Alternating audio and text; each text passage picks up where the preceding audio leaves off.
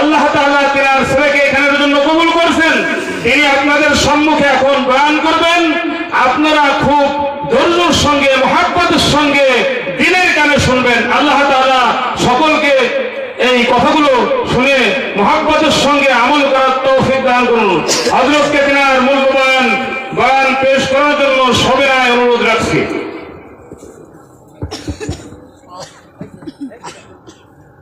السلام عليكم ورحمة الله وبركاته. الحمد لله نحمده ونستعينه ونستغفره ونؤمن به ونتوكل عليه ونعوذ بالله من شرور أنفسنا ومن سيئات أعمالنا ونعوذ بالله من شرور أنفسنا ومن سيئات أعمالنا من يهده الله فلا مضل له ومن يضلله فلا هادي له ونشهد أن لا إله إلا الله وحده لا شريك له ونشهد أن سيدنا وسندنا ونبينا وشفيعنا وحبيبنا وهادينا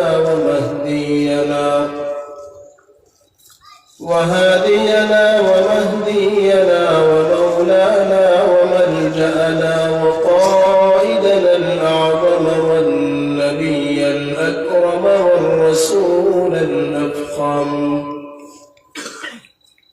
محمدا عبده ورسوله لا نبي بعده ولا رسول بعده ولا إمام بعده ولا معصوم بعده ولا أمة بعد أمته وسيد الخلائق والبشر صلى الله تبارك وتعالى عليه وعلى آله وأصحابه وبارك وسلم تسليما كثيرا أما بعد فأعوذ بالله من الشيطان الرجيم بسم الله الرحمن الرحيم يا أيها الذين آمنوا اتقوا الله وقولوا قولا سديدا يصلح لكم أعمالكم ويغفر لكم ذنوبكم ومن يطع الله ورسوله فقد فاز فوزا عظيما وقال الله سبحانه وتعالى إنما المؤمنون الذين إذا ذكر الله وجلت قلوبهم وإذا تليت عليهم آياته زادتهم إيمانا وعلى ربهم يتوكلون وقال النبي صلى الله عليه وسلم يطلع الله عز وجل في ليلة من نصف شعبان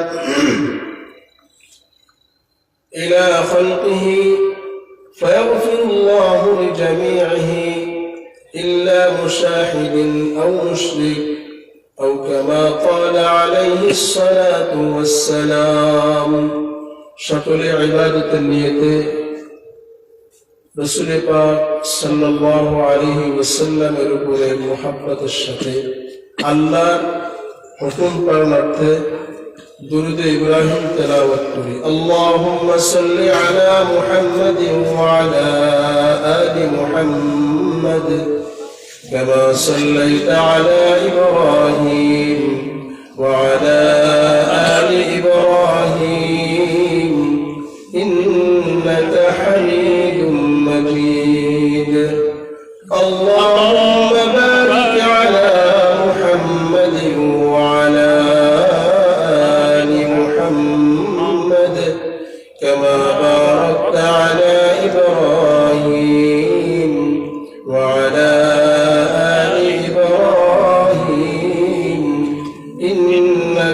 حميد مجيد الحمد لله আল্লাহ তাআলার বহুত বড় ইহসান ও করম মেহেরবানি ও দয়া ও অনুগ্রহ যে আল্লাহ রাব্বুল আলামিন আমাদেরকে আমাদের আসল ঠিকানা আসল ঘরের জন্য আসল ভবিষ্যতের জন্য আল্লাহ তাআলা আমাদেরকে কিছু সঞ্চয় কিছু অর্জন করার জন্য নিরবিচ্ছিন্ন হয়ে গুনাহমুক্ত পরিবেশে উলামায়ে কেরামের নিসবতে আমাদের সকলকে বসার তৌফিক দান করেছেন। যে রব্বুল আলামিন আমাদেরকে সুযোগ এবং তৌফিক দিয়েছেন, সে মালিকের দরবারে সকলেই মুহাব্বতের সাথে শুকরিয়া আদায় করি, পড়ি আলহামদুলিল্লাহ। আলহামদুলিল্লাহ। আল্লাহ রাব্বুল আলামিন এই আসমান ও জমিন সৃষ্টি করেছেন, কুল কায়নাত সৃষ্টি করেছেন, অগণিত অসংখ্য অগণিত মাখলুক আল্লাহ তাআলা জমিনে সৃষ্টি করেছেন। কিন্তু অনন্য মাখলুককে সৃষ্টি করার উদ্দেশ্য একমাত্র আল্লাহ তাআলা তার কোরআনের মধ্যে কালামুল্লাহর মধ্যে আল্লাহ তাআলা সুস্পষ্ট হয়ে বলছেন। মানব জাতিকে আল্লাহ তাআলা দুনিয়াতে প্রথমে সম্মানের স্থান দিয়েছেন, এরপরে মানব জাতির কর্মের দ্বারা আল্লাহ তাআলা চিরস্থায়ী পুরস্কারের ব্যবস্থা আল্লাহ তাআলা মানব জাতির জন্য করে রাখছেন। সুবহানাল্লাহ। দুনিয়াতে আমি কথা সংক্ষিপ্ত ভাবে বলবো, আমি দাওয়াতে মেহমানও না, কথা বলতেও পারি না। আশেপাশে যারা আছেন, আমরা কেউ কি কারোর সাথে আজরাইলের সাথে আমাদের কোনো চুক্তি হয়েছে নাকি যে আমরা 10 বছর পরে মরবো? কথা বুঝতে পারছেন? আমার বাড়ি বেশি দূর নয়, এই যে গোপালগঞ্জ। আজরাইলের সাথে আমাদের কারো চুক্তি তো হয় নাই। আজরাইলকে টাকা দিয়ে কেনা যাবে? আজরাইলকে টাকা দিয়ে কেনার তো কোনো সুযোগই নাই। বরং আল্লাহ রাব্বুল আলামিনের কুরআনুল কারীমের মধ্যে এরকম আল্লাহ তাআলা বলেন, কুল ইন্নাল মাউতাল্লাযী তাফিররুনা মিনহু ফাইন্নাহু মুলাকীকুম। হে নবী, আপনি আপনার উম্মতদেরকে বলুন, আমার বান্দাদেরকে বলুন, কথাগুলো আমার ভাঙা ভাঙা কথা, আমি শুনতে বলতে পারি না। হে নবী, আপনি আমার বান্দাদেরকে বলুন, আপনার উম্মতদেরকে বলুন, তোমরা যে মৃত্যু থেকে পলায়ন করতেছো। আচ্ছা বলেন তো, জ্বর হলে, কাশি হলে, সর্দি হলে, অসুস্থতা আসলে ডাক্তারের কাছে কেন যাই? দিল থেকে কথা বলবেন, বলেন। সুস্থতার জন্য। অসম্ভব, সুস্থ হওয়ার জন্য কোনদিন। আরো আরো আরো গভীরে যান, আজরাইল থেকে বাঁচার জন্য। কথা তো এটাই? হ্যাঁ, আজরাইল থেকে বাঁচার জন্য কোথায় যায়? ডাক্তারের কাছে যায়। কিন্তু ওষুধ খাওয়ার পরেও মানুষ মরে না, বাঁচে? মরে তো। সুস্থ মানুষ মরে না। আশেপাশে যে সমস্ত ভাইরা ঘোরাঘুরি করতেছেন, আপনাদের মূল্যবান সময় আফসোস করতে হবে। কিয়ামতের ময়দানে গিয়ে মারাত্মক ভাবে আফসোস করতে হবে যে আপনার জীবনের মূল্যবান একটা সময় আমার আশেপাশে মাইকে কোরআনুল কারীমের তেলাওয়াত হচ্ছে, কোরআনের আওয়াজ আসতেছে, কোরআনের কথোপকথন আমার কানে আসতেছে। আমার তো উচিত ছিল আমি সেখানে গিয়ে বসা। ঈমানদারের পরিচয় কি? আমি যে আয়াতে কারিমা তেলাওয়াত করেছি, ঈমানদার এবং মুনাফিকের পরিচয় কি? ঈমানদার এবং মুনাফিকের পরিচয় কি? আমার কথায় কেউ রাগ করতেছেন? কথা বুঝতেছেন? সূরা বাকারা, বাড়াই সবার কোরআন শরীফ আছে না? বুঝলেন? কোরআন শরীফ আছে তো? নিজেরা না খুলতে পারি, গিটার বউটুক ছেলেমেয়েরা খুলে মনে মাঝে মধ্যে, আমরা তো বুঝে টুঝি না।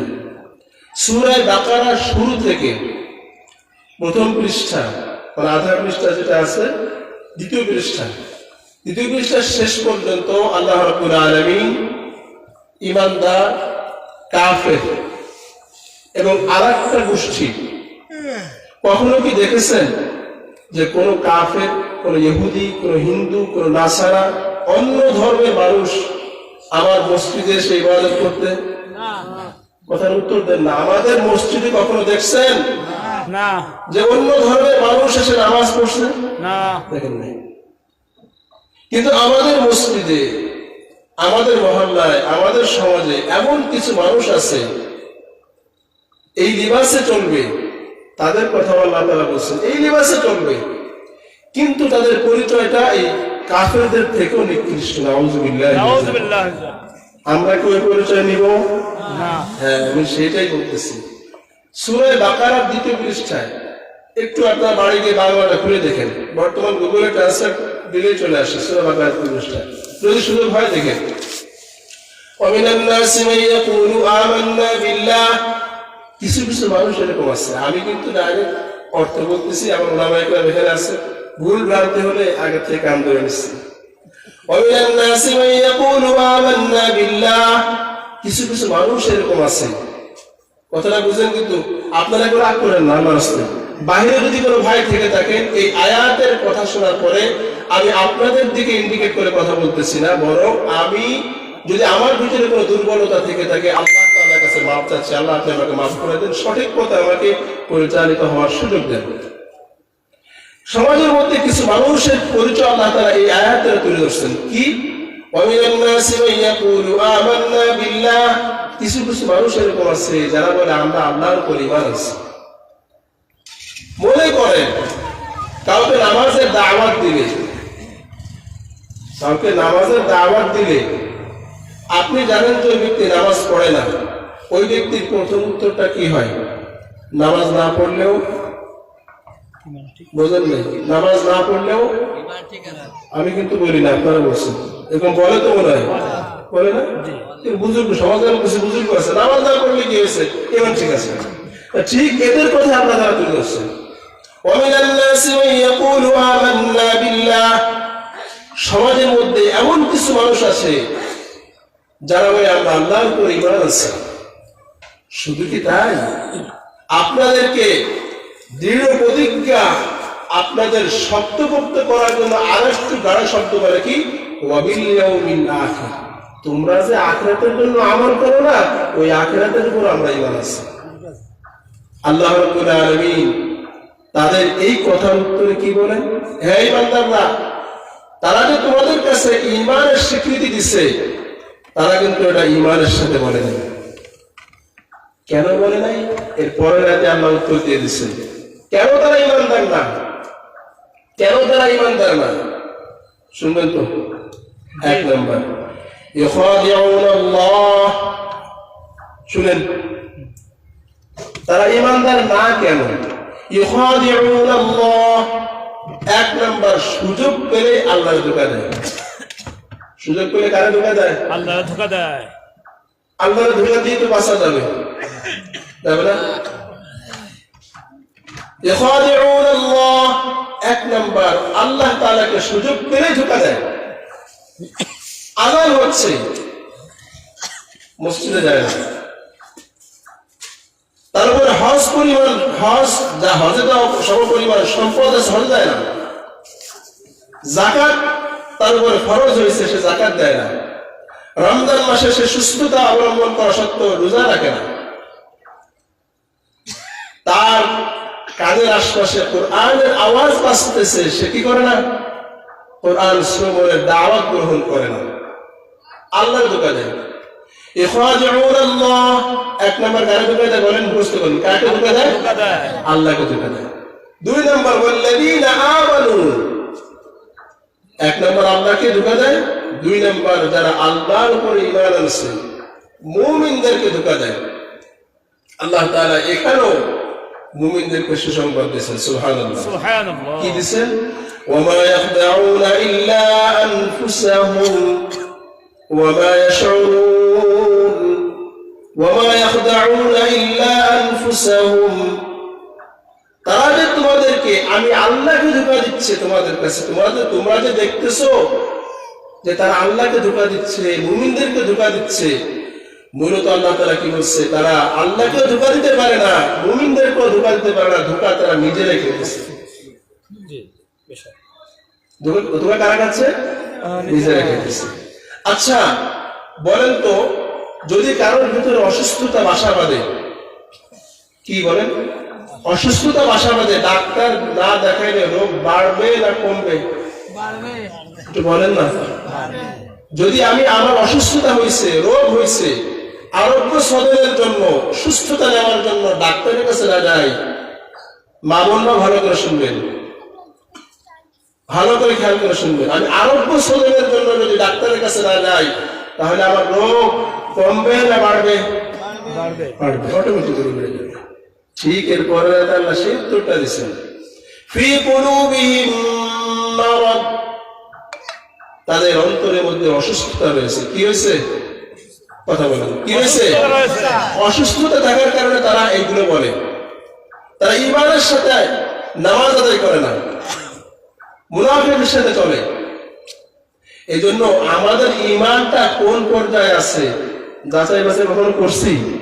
তার মানে দুনিয়া আসলাম, গেলাম, খালাম, চললাম, এটা শেষ, এটাই নাকি ঈমান, দুনিয়াদারি? বলেন তো, আমার জমি থেকে, আমার সম্পদ থেকে 1 হাত জমি চলে গেলে আমার মাথা নষ্ট হয়ে যায়, পারবো? এই সম্পদ নিয়ে আমি কবরে যেতে পারবো? ফি কুলুবিহিম মারাদ, আল্লাহ বলেন তাদের অন্তরের মধ্যে অসুস্থতা রয়েছে। এই অসুস্থতাকে সুস্থতা না করার কারণে আল্লাহ বলেন ফাযাদাহুমুল্লাহু মারাদা। শোনেন, একটা কথা মনে রাখবেন, যদি কারোর ভিতরে নেফাকি থাকে, মুনাফিকি থাকে, তার থেকে যদি সে তওবা, খালেস দিলে তওবা না করে, তার অবস্থা দুনিয়াতে এই আয়াতটা হলো সমাধান। এই যে ফি কুলুবিহিম মারাদ, সে যদি অসুস্থতা নিয়ে চলতে চায়, চলতে পারে, আল্লাহ তাআলা তার মুনাফিকের কারণে ফাযাদাহুমুল্লাহু মারাদা, আল্লাহ তাআলা তার অসুস্থতার কারণে বাড়িয়ে দেন। আউযুবিল্লাহি মিন যালিক। এবং এই অসুস্থতার কারণে, এই মুনাফিকের কারণে ওয়ালাহুম আযাবুন আলীমুন বিমা কানু ইয়াকযিবুন, ভয়াবহ অপমানজনক শাস্তি কিয়ামতের ময়দানে আল্লাহ তাআলা তাকে দিবেন। এরপরে এই আয়াতটা একটু আমার সমাজের সাথে মিলাবেন, এই আয়াতটা একটু সমাজের সাথে মিলাবেন। وَإِذَا قِيلَ لَهُمْ لَا تُفْسِدُوا فِي الْأَرْضِ قَالُوا إِنَّمَا نَحْنُ مُصْلِحُونَ أَلَا إِنَّهُمْ هُمُ الْمُفْسِدُونَ وَلَكِنْ لَا يَعْلَمُونَ। আল্লাহ বলেন وَإِذَا قِيلَ لَهُمْ لَا تُفْسِدُوا فِي الْأَرْضِ, একটু আমার সমাজ আপনার সমাজের সাথে, এই দুনিয়ার চাকচিক্যের সাথে এই আয়াতটা মিলাবেন। সূরা বাকারা 2 পৃষ্ঠা বাড়িতে খুলে দেখবেন। যখন তাদেরকে বলা হয় লা তুফসিদু ফিল আরদ, তোমরা জমিনে মারামারি করো না, ফাসাদ সৃষ্টি করো না, কথাটা বুঝেন? আপনাদের মধ্যে কোনো ভালো মানুষ তাদেরকে দিয়ে বললো যে ভাই তোমরা আল্লাহর রাস্তায় মারামারি করো না, তখন তার উত্তরে কি বলে? ক্বালু ইন্নামা নাহনু মুসলিহুন। সমাজে এই রোগী আছে, সমাজে এই ধরনের বুজুর্গ আছে, পাক্কা মুসল্লি আছে, যারা আইল দিয়ে বেড়ায়, বুঝলেন? আইল বুঝলেন, হুসাইন নিয়ে বেড়ায়, চুলকায় বেড়ায় যে কিভাবে সাথে সাথে লাগাই দেওয়া যায়, বুঝতে পারছেন? কিন্তু আপনার আমার কাছে সে কি বলবে? আরে আমরা তো মারামারি সংশোধন করতেছি, আমরা তো মারামারি বাঁধাচ্ছি না। কথা বুঝতে পারছেন? সমাজের কিছু লোক আছে না? আল্লাহ তাআলা যদি আমাদের ভিতরে এই বদগুণ থেকে থাকে, আল্লাহ তাআলার কাছে মাফ চাই, আল্লাহ আপনি আমাদেরকে মাফ করে দেন। বুঝতে পারছেন কত বড় জঘন্য কথা? তাদেরকে বলা হচ্ছে ভাই তোমরা জমিনে মারামারি, ফাসাদ সৃষ্টি করো না, রক্তপাত করো না। উত্তরে তারা কি বলে? আমরা তো সংশোধন করতে আসছি, মারামারি করতে আসি। আল্লাহ উপর থেকে মুমিনদেরকে বলতেছে আলা খবরদার, ইন্নাহুম হুমুল মুফসিদুন, ওরাই জমিনে মারামারি সৃষ্টি করে। এখন আমরা কোন শ্রেণীর ইমানদার হব? মুনাফিক শ্রেণীর ইমানদার হব নাকি পরিষ্কার পরিচ্ছন্ন ইমানদার, যে ইমান নিয়ে আল্লাহ কবরে যেতে বলছে সেই ইমানদার হব? হ্যাঁ, যে ইমান নিয়ে, যে ইমানের মধ্যে কোনো ভেজাল থাকতে পারবে না, যে ইমানটা আল্লাহর কাছে পছন্দনীয়, সেই ইমান নিয়ে যেতে হবে। এখানে সুন্দর একটা মাহফিলের আয়োজন করা হয়েছে। উচিত তো ছিল এলাকার প্রত্যেকটা মানুষ আমার জীবনের পাথর সংগ্রহ করার জন্য, আমার জীবনের ভবিষ্যৎ সঞ্চয় করার জন্য আমি ওই আয়াত পড়ছি, কুল ইন্নাল মাউতাল্লাযী তাফিরুনা মিনহু ফাইন্নাহু মুলাকীকুম। মৃত্যু থেকে সবাই পালায়ন করতে চায়, কিন্তু আজরাইলের কাছে যায় ধরা দিয়ে লাগে নাকি আজরাইল আমার কাছে এসে ধরা দেয়? কথা বলেন। আজরাইল আমার কাছে বাড়ি এসে, কিছুদিন আগে আমাদের এলাকায়, আপনাদের এলাকায় ঘটছে কিনা জানি না, এক জায়গায় যাওয়ার জন্য কিছু মানুষকে দাওয়াত দিলাম, বুঝতে পারছেন হয়তো বা। ওনারা বলছে যে ওখানে কেন যাবো, ওখানে মারামারি হয়। ওনাদেরকে বললাম যে ভাই, ওখানে মারামারি হয় তার মানে ওখানে মানুষ মরে। আপনার বাবা ঘরে মারা গেছে? হ্যাঁ মারা গেছে। আপনার মা মারা গেছে? জি মারা গেছে। তো যেই ঘরে আপনার বাবা মা মারা গেছে সেই ঘরেই তো আপনি বসবাস করতেছেন। আজরাইল তো ওই ঘরটা আপনার ঘর চিনে গেছে। আপনার আজরাইল তো টুঙ্গিতে থাকে না, আজরাইল তো আপনার ঘরে টুঙ্গি রেখে চিনে গেছে। আর বলি বললাম নামাজ, বুঝতে পারছেন? মানে আজরাইল তো শুধু ওইখানে থাকে না, আজরাইল তো আপনার ওইখানে আসার আগে আপনার বাপ মারে নিয়ে গেছে। এখন তো আজরাইল আপনার বাড়ি আসতে সুবিধা হবে। তার মানে আমাদেরকে শয়তান বিভিন্ন ভাবে প্ররোচনা দিয়ে দিন থেকে, কোরআন থেকে, জান্নাতমুখী কাজ থেকে জাহান্নামমুখী কাজে তারা কি করতেছে? মোটিভেশন করতেছে, আমাদেরকে নিয়ে যাচ্ছে। আমরা কল্পনা করতে পারতেছি না, আমরা আমাদের স্মৃতিটা আনতে পারতেছি না। কবে হুঁশ ফিরবে? কবে হুঁশ ফিরবে আমাদের? মরে যাওয়ার পরে? মরে যাওয়ার পরে কি হুজুর যে কথা বলে গেছেন আমার উস্তাদ, যে আয়াতে কারিমা তেলাওয়াত করছে, হাত্তা আতানাল ইয়াকিন। কিয়ামতের ময়দানে জান্নাতীদের সামনে আল্লাহ একটা প্রজেক্টর দিবেন। যারা যুবক তারা বুঝতে পারছেন, প্রজেক্টর দিবেন। এই প্রজেক্টরে জাহান্নামীদের কিছু সিনারি দেখা যাবে। জান্নাতীরা এই প্রজেক্টরে যে সমস্ত মানুষদেরকে দেখছে তারা সবাইকে চিনে ফেলবে এবং দেখে আশ্চর্য হয়ে যাবে। আনিল মুজরিমিন ফি জান্নাতি ইয়াতাসাআলুন। জান্নাতীরা জাহান্নামীদের কাছে প্রশ্ন করবে, আনিল মুজরিমিন, অপরাধীদের কাছে প্রশ্ন করবে, মা সালাকাকুম ফি সাকার। তোমরা তো সমাজে প্রতিনিধিত্ব করতা, সমাজে বড় বড় কথা বলতা, আমাদেরকে রক্ষণাবেক্ষণ করতা, তোমরা জাহান্নামে কেন? তোমরা জাহান্নামে কেন? এজন্য আল্লাহর কাছে ঈমান নিয়ে যাব, পাক্কা ঈমান নাকি আধা ঈমান? পাক্কা ঈমান, পাক্কা পরিপূর্ণ ঈমান নিয়ে যাব। তার উত্তরে কি বলবে? ক্বালু লাম নাকু মিনাল মুসাল্লিন। আমার ঘরে কোণে মসজিদ ছিল, আমার দোকানের কোণে মসজিদ ছিল, আমার কানে মসজিদে মাইকের আযানের আওয়াজ আসতো,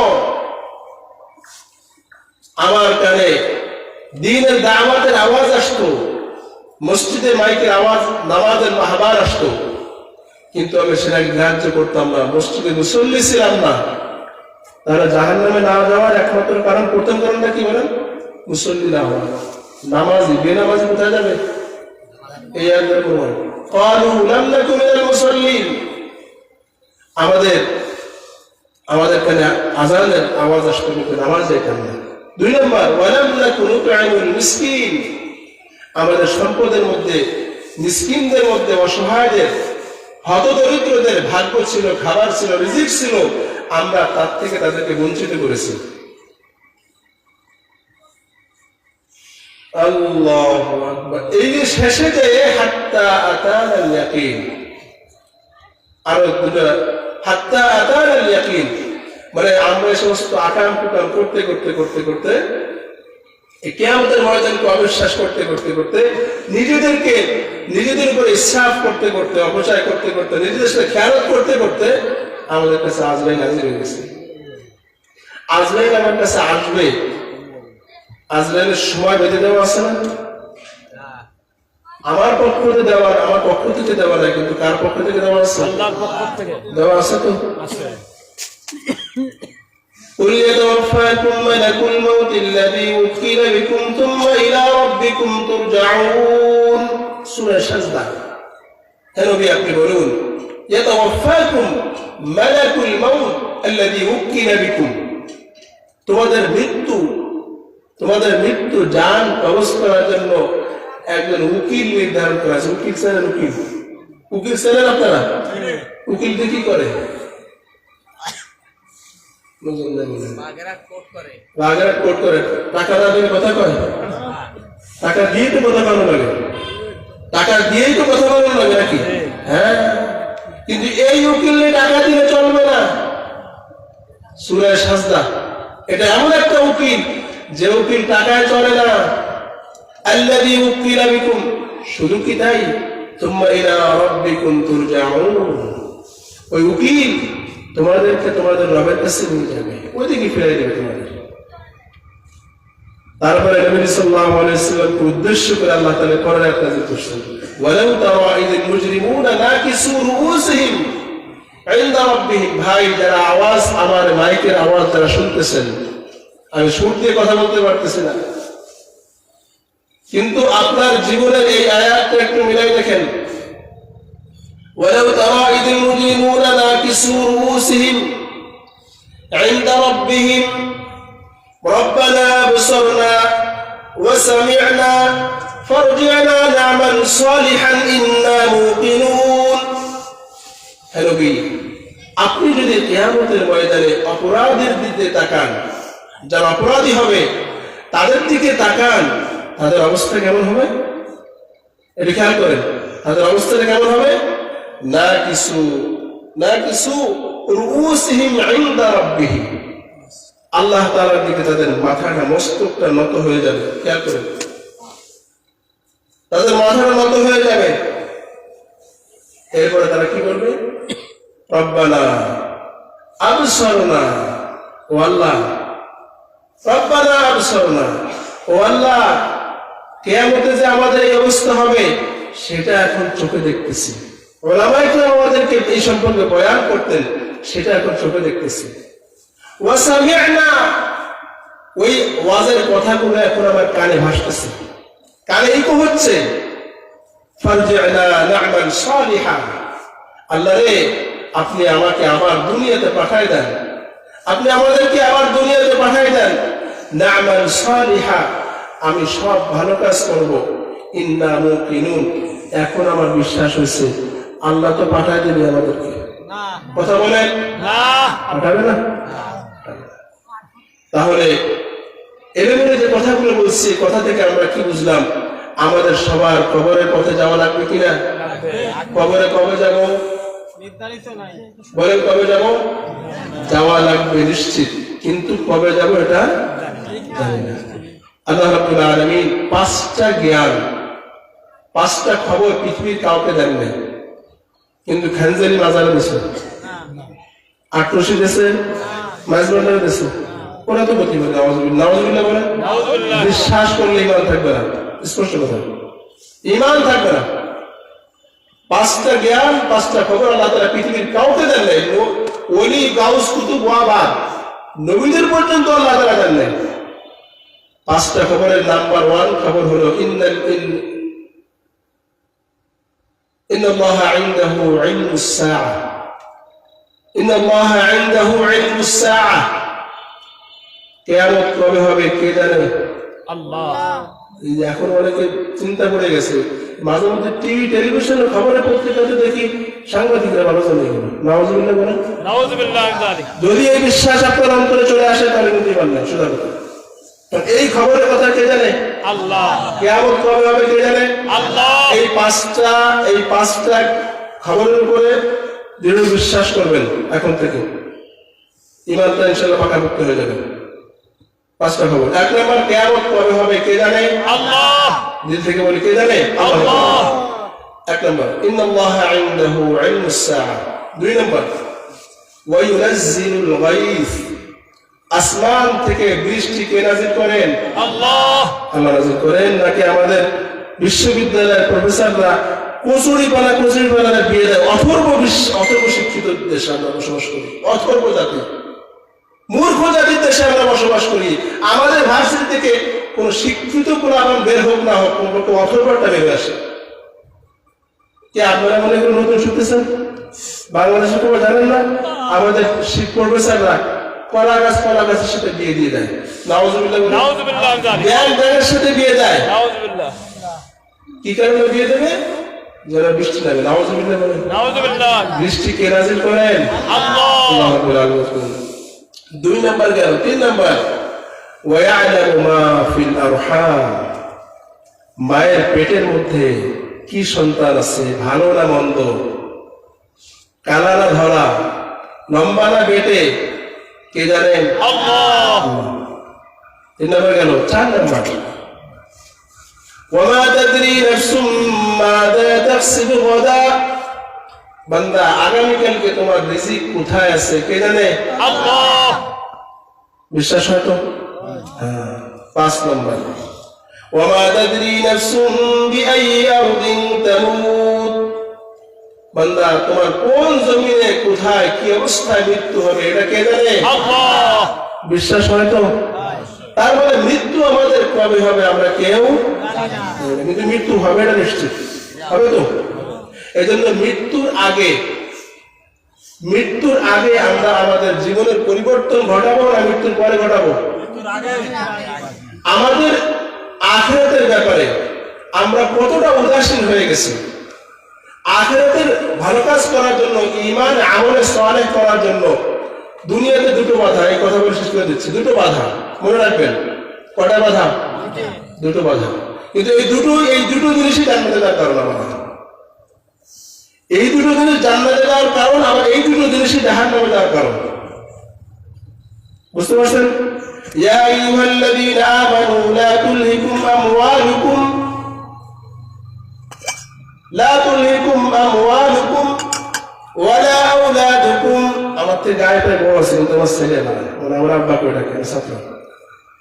লা তুলহিকুম আমওয়ালুকুম ওয়ালা আওলাদুকুম আন যিকরিল্লাহ।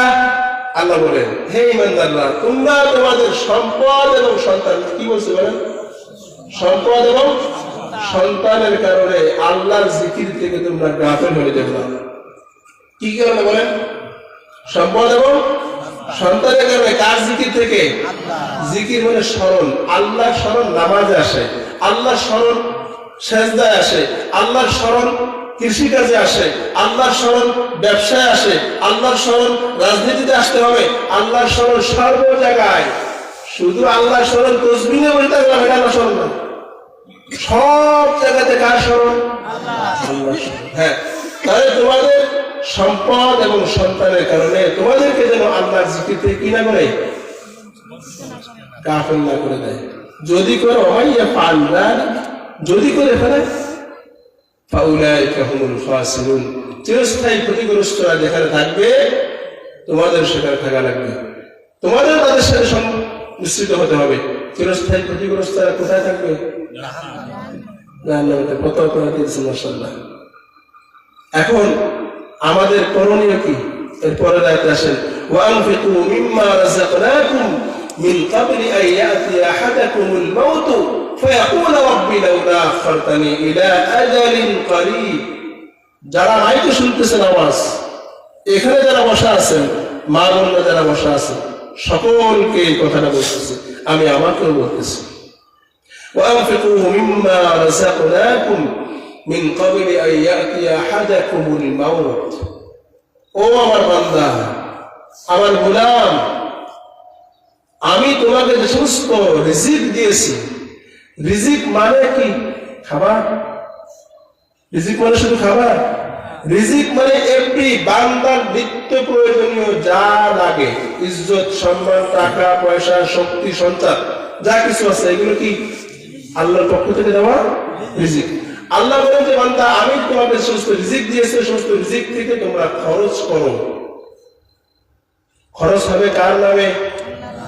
খাওয়াচ্ছি সন্তানরে, খাওয়াচ্ছি আমি আমার স্ত্রীকে, খাওয়াচ্ছি সমাজপতিকে, আমি দান করতেছি সমাজে, কিন্তু কার জন্য এগুলা? সন্তানরে খাওয়াইলো কার জন্য? জমিতে চাষাবাদ করবো কার জন্য?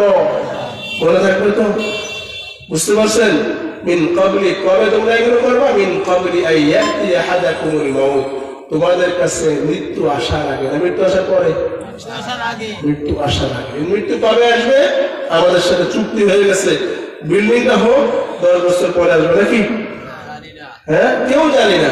সুতরাং মৃত্যুর প্রস্তুতি আমরা এখন থেকে নেব ইনশাআল্লাহ। আজকে থেকে আমরা নিয়োগ করব, এখন থেকে ইনশাআল্লাহ একটা ভালো কাজ করবো ইনশাআল্লাহ। করবো তো ইনশাআল্লাহ? একটা হাদিস তেলাওয়াত করছি, কাটা কাটা কথা বলছি, কষ্ট পেয়েছেন নাকি? অনেক কষ্ট পেয়েছেন না? মাফ করে দিয়ে। কিন্তু যে নেকিটুকু পাইছেন ভাগ দেবেন না পারে? কথা বলেন নাই। যে নেকিটুকু পাইছেন প্রত্যেকটা মাসালার বিনিময়ে অহংকার মুক্ত 60 বছর নফল ইবাদত সব পাইছেন, ভাগ দেবেন না পারে? ওটা তা দেবে না। মাশাআল্লাহ, তাবারাকাল্লাহ। তো কষ্ট পাইছেন, চলে যাচ্ছি।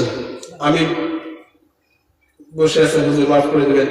আমি যে হাদিস তেলাওয়াত করছি, আল্লাহ রাব্বুল আলামিন এই যে একটা মাস, কোন মাস এটা? শাবান মাস। মাশাআল্লাহ, বাংলা মিলে কিছু না হোক, শাবান মাস, রমজান মাস আর জিলহজ মাস, মানে যে মাস প্রয়োজন সেই মাসটা। ইদানিং দেখছি রমজান মাসটা একটু মনে রাখা দরকার। মুহররম মাস রাখে মাঝে মাঝে আসে না, কিন্তু শাবান মাস আর রমজান মাস খুব ভালো করে মনে রাখে না। মাশাআল্লাহ।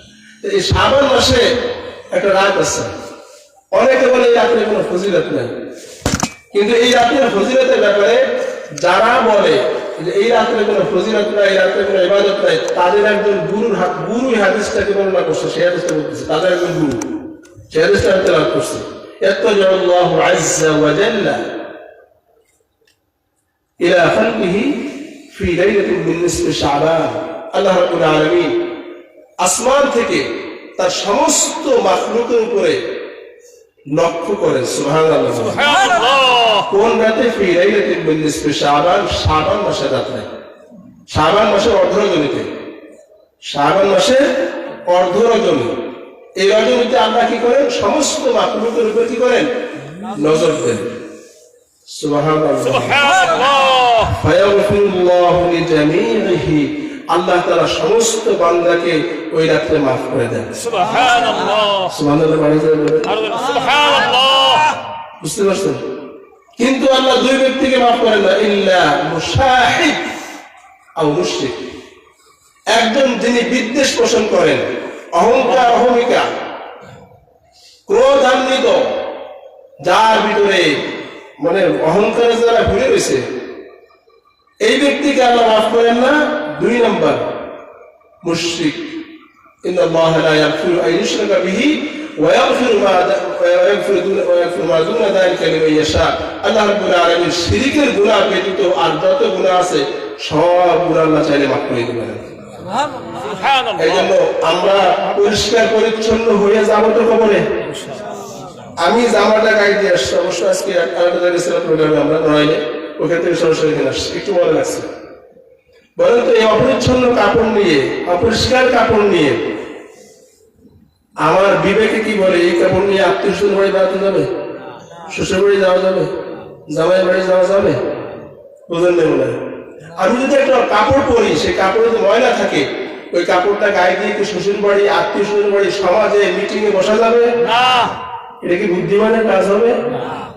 তাহলে আমাকে যে আল্লাহ তাআলা একটা কলব দিয়েছেন, ওই কলবটাও কালি হয়ে গেছে, ময়লা যুক্ত হয়ে গেছে।